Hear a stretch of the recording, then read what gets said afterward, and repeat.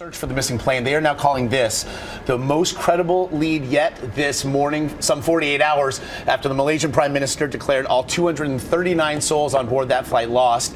Debris now spotted in the Southern Ocean as planes and ships race to the area at this hour. We're going to go right now to ABC's David Curley. He has been on top of this from the very beginning. He's at the wall.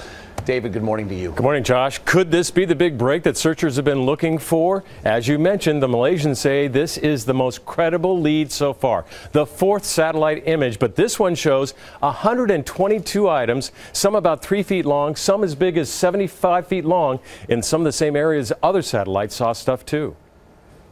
The latest pictures of possible debris in the rough waters of the Indian Ocean. A French satellite snapped these 3 days ago. This now seems to corroborate some form of objects and debris.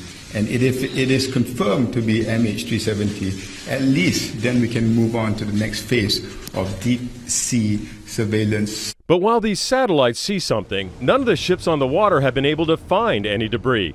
On one of those search flights today, ABC's Clayton Sandell. We're now being sent to a new search area, and this happens to be the region where satellites have spotted those large chunks of floating debris, but none of that has ever been found. Searchers are racing against the clock. The pingers on those black boxes, if they are working, have another 11 days of battery life, and then the ticking sound will fade. While the U.S. Navy has flown in submersible listening equipment, this towable bat-like wing device won't be on the water for days, leading our aviation consultant to wonder, why aren't submarines involved? So they have computers on board, they have very sensitive listening capabilities. They're designed to do these sorts of things. The U.S. Navy says it needs debris to track back to a smaller location to even start listening for those pingers.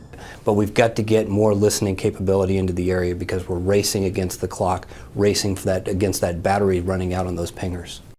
But it sounds like we're getting closer and closer to this debris area, which is west of where we think the path was of this aircraft.